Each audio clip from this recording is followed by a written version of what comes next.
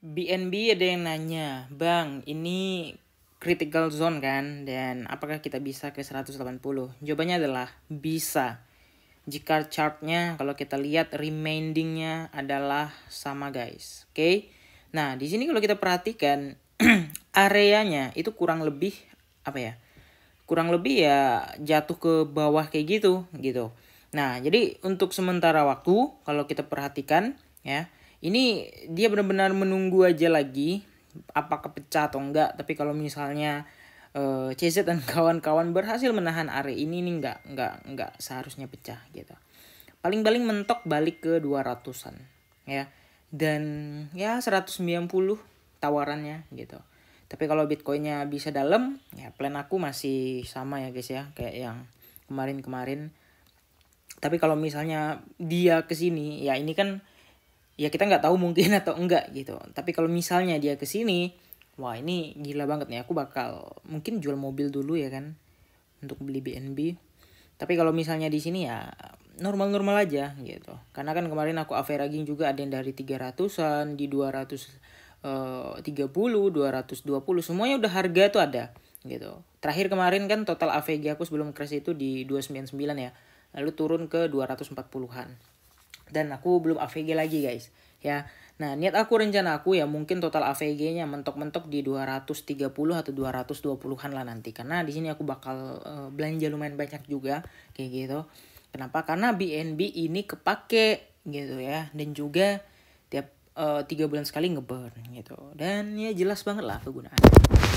Kalau nggak bisa pakai launchpad, bisa dipakai launch pool. Kalau nggak bisa kedua-duanya, dipakai apa? Ya kalian tebak aja. Oke, jadi balik lagi ke Bitcoin dan ya masih sama Bitcoin dengan plan yang tadi malam. Kalau kita pakai EMA 200 apa namanya? EMA 100 sorry, EMA 99 ya masih sama-sama aja dan belum ada movement dan kayaknya ini bener-bener sideways saja. Nunggu closing closing weekly besok dan kita bahas dulu closing weekly karena nanti malam ada konten spesial ya. Jadi kita bahas aja yang weekly-nya. Oke, untuk weekly kita langsung lihat dari sini ya.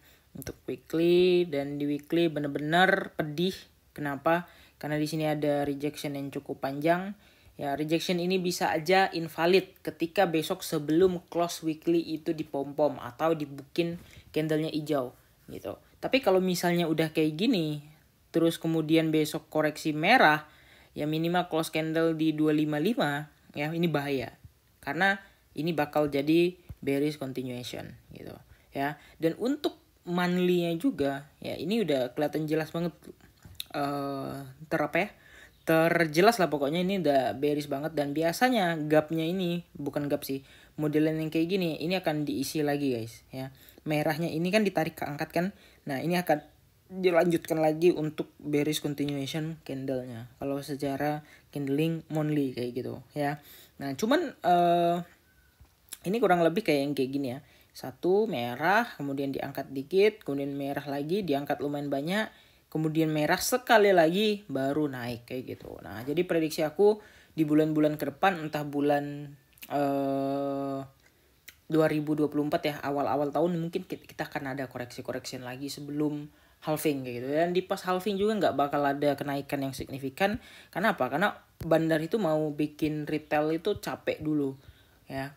Bikin retailnya capek, bikin retailnya letih, bikin retailnya udah pasrah gitu kan. Nah sampai orang udah capek, udah lupa sama kripto, tiba-tiba baru naik secara signifikan. Karena orang biasanya setelah halving itu kan baru mantau ya, berharap kayak ada surge damage atau surge volume yang masuk di market untuk ngepump Bitcoin dan semua altcoin. Padahal biasanya itu hanyalah spekulasi atau cek ombak lah ibaratnya ya. Cek ombak untuk bandarnya dulu. Ini antusias masih enggak. Kalau masih antusias ya dibikin hancur dulu. Tapi kalau misalnya sepi, volume transaksi atau low, atau enggak ada tanda-tanda kehidupan di market atau netral aja atau fear, ya itu kemungkinan langsung bisa naik gitu. Tapi aku prediksinya sih ini bakal sama seperti tahun-tahun sebelumnya, tahun 2020 tepatnya ya. Di saat itu aku FOMO, aku udah belanja Bitcoin tapi kok nggak naik kayak gitu ya. Nah akhirnya aku CL nggak banyak sih waktu itu. Dan belanja lagi ketika udah hype. Nah waktu itu adalah kesalahan guys, tapi nggak apa-apa. Dari situ kita belajar, oke? Kira-kira gitu aja. Jangan lupa untuk like dan subscribe teman-teman semua. See you in the next video, bye-bye.